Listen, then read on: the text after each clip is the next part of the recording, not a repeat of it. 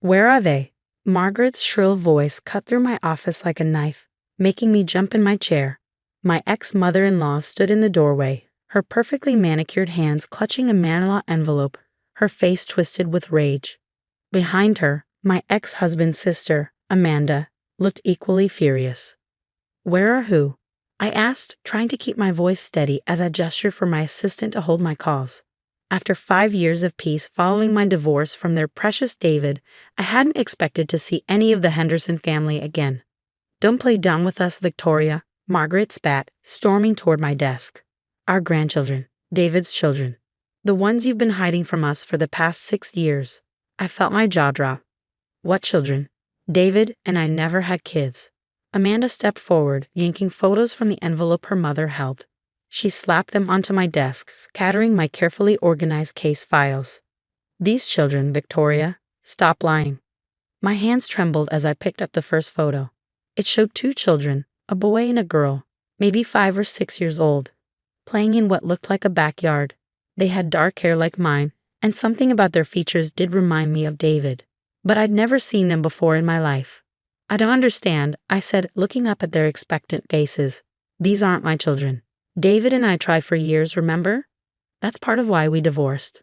We couldn't have kids. More lies. Margaret's voice rose higher.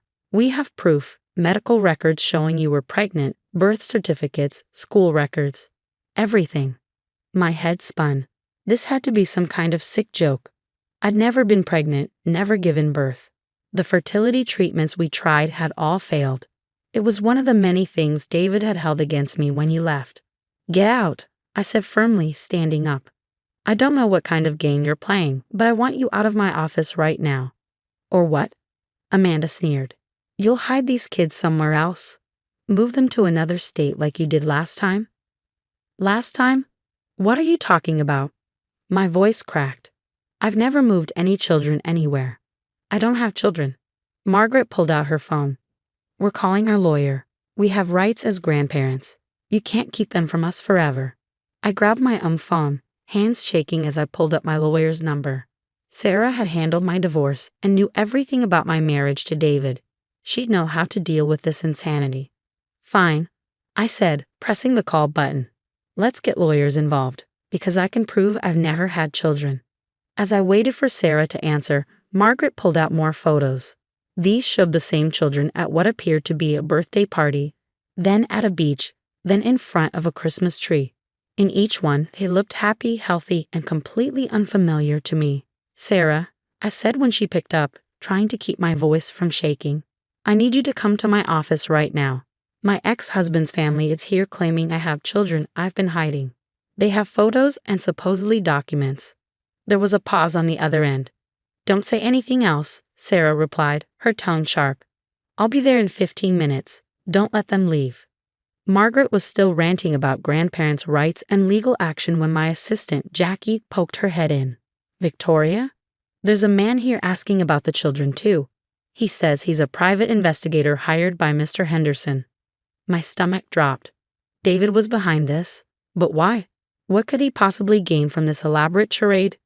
Send him in, I said, meeting Margaret's triumphant gaze. Let's see what evidence you think you have. The private investigator was a tall man in a cheap suit who introduced himself as Frank Moore. He carried a thick folder and had the decency to look uncomfortable as he laid out what he found. Mrs. Reed has been living under multiple aliases, he explained to Margaret and Amanda. She's moved these children between 3 different states in the past 6 years, always staying just ahead of Mr. Henderson's attempts to locate them. That's impossible, I interrupted. I've lived in the same house for 8 years. I've worked at this law firm for 10. Anyone can verify that. Frank pulled out more documents, school records, medical files, even what looked like birth certificates, all showing that I, Victoria Reed, had given birth to twins on May 15th, 6 years ago. But I hadn't. I would remember giving birth to twins. I would remember having children. I would know if I were a mother. Wouldn't I? A horrible thought crept in. There had been that 3-month period during my marriage when I'd suffered from severe depression, when everything was a blur of medications and therapy. But surely I would remember being pregnant, giving birth. Sarah burst into the office before I could spiral further into doubt. One look at the scene, the scattered photos, the documents, my ex-mother-in-law's righteous anger, and her face hardened. "Everyone sit down," she commanded. "Victoria, don't say another word.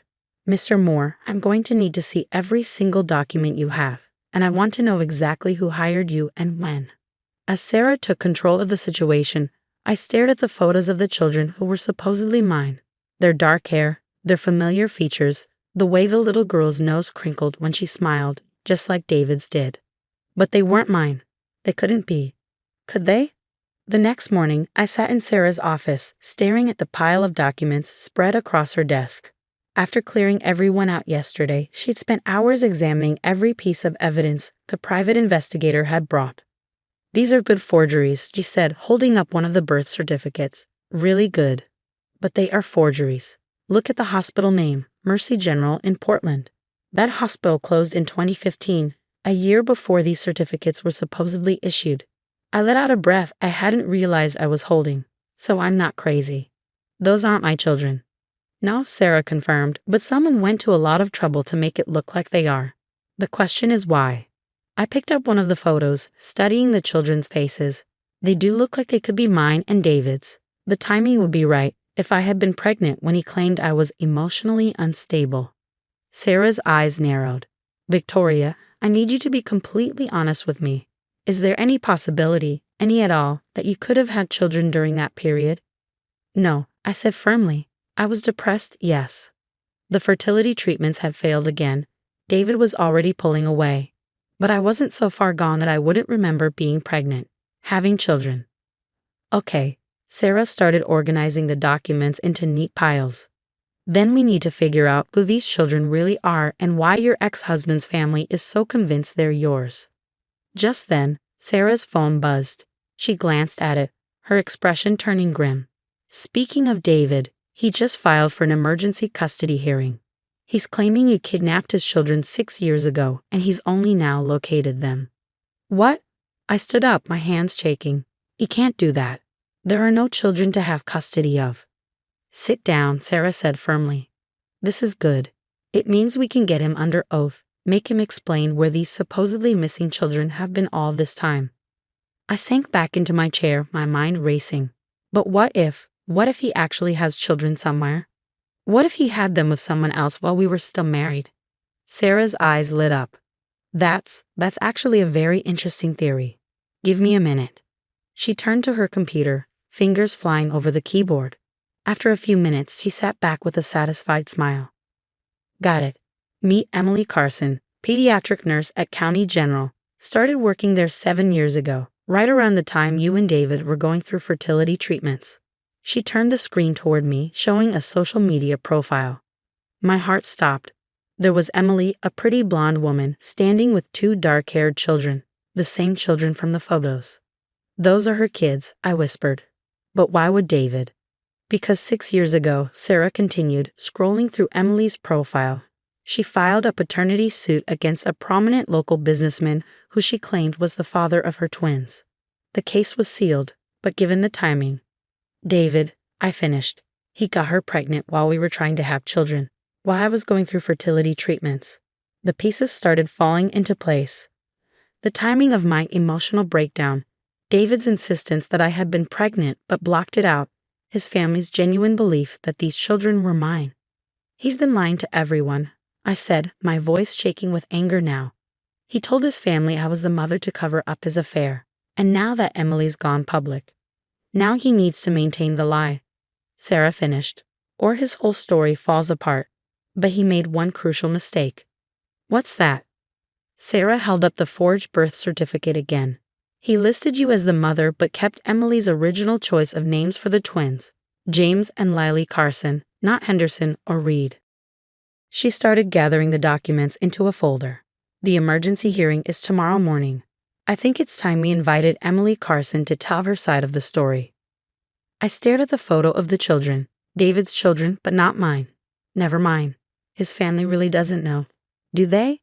They actually believe I'm some kind of monster who stole their grandchildren. "That's what David wanted them to believe," Sarah said softly.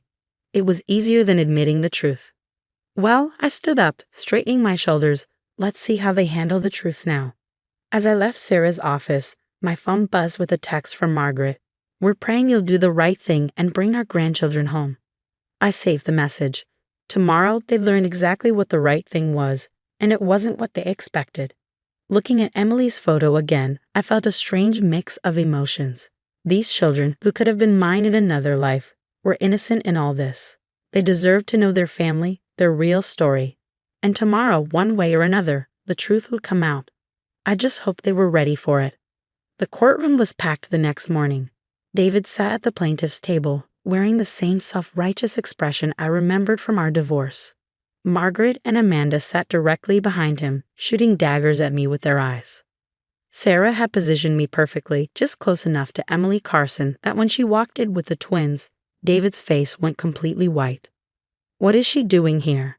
he hissed to his lawyer. Before anyone could respond, the judge entered and called the emergency hearing to order. David's lawyer jumped up, launching into an impassioned speech about a mother stealing children away, about grandparents' rights, and about family reunification. I watched Margaret dabbing her eyes with a tissue, completely caught up in the performance. She really had no idea what her precious son had done. "Your Honor," Sarah said when it was our turn, "before we proceed, I'd like to enter into evidence the true birth certificates of James and Lily Carson, along with their mother's paternity suit from 6 years ago." David's lawyer objected, but Sarah was ready. The children Mr. Henderson claims were stolen from him. They're sitting right here with their actual mother, Emily Carson. The only person doing any stealing is Mr. Henderson, stealing the truth from his family and trying to steal these children's identities. The judge looked at the documents, then at David, whose confidence was visibly crumbling. "Mr. Henderson, would you like to explain why there are 2 different birth certificates for these children?" There must be some mistake," David stammered. "The mistake," Emily Carson spoke up from behind me, her voice strong and clear, "was thinking you could hide the truth forever, David. These are my children, our children, the ones you denied until it became convenient to claim them." The gasps from Margaret and Amanda were audible. The judge called a brief recess to review all the evidence, but the damage was done. I watched as David's carefully constructed lie fell apart around him. During the break, Margaret approached me in the hallway, her face ashen. "Victoria, we didn't know. He told us you had a breakdown, that you took the babies and ran. And you believed him," I said quietly, "just like you believed him when he said our fertility treatments failed because of my stress. Because it was easier than questioning your perfect son." She started to respond, but Emily walked up with the twins. "Mrs. Henderson, I think it's time you met your grandchildren, properly this time."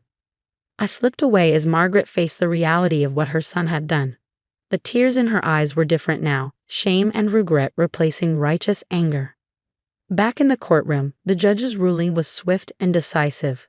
Not only was David's emergency custody petition denied, but he was also facing potential criminal charges for filing false documents. The judge ordered a full investigation into the forged birth certificates. "I hope it was worth it," I said to David as he hurried past me afterward. "All these years of lies just to avoid admitting you had an affair." He stopped, turning to face me. "You were always so perfect, weren't you?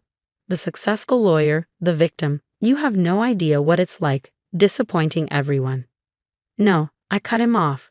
"I just know what it's like to be disappointed. By you, by your family, by their willingness to believe the worst of me rather than the truth about you." 6 months later, I received a letter from Emily. She enclosed a photo of the twins at their 7th birthday party, surrounded by the Henderson family, minus David, who was serving time for document fraud. "They ask about you sometimes," she wrote. "I tell them you're the brave lady who helped their grandparents find them. Maybe someday, when they're older, they'll understand the whole story." I pinned the photo to my office wall, next to my law degree and the newspaper article about David's conviction, not as a reminder of what I'd lost, but of what I gained, the truth, my reputation, and finally, closure. Margaret still sends me Christmas cards. Each one contains an apology, as if she's trying to make up for years of blind faith in her son. I keep them in a drawer, unopened. Some wounds take longer to heal than others. As for me, I sold my house and moved to a new city, starting fresh where no one knew my story. My new office has a view of the sunrise, and every morning I remind myself that sometimes losing what you thought you wanted leads you exactly where you need to be. The children who were never mine are happy, loved, and surrounded by family who finally knows the truth. In the end, that's worth more than any victory in court. And sometimes, on quiet evenings, I look at their photo and smile, knowing that doing the right thing meant letting go of the lie that had haunted us all.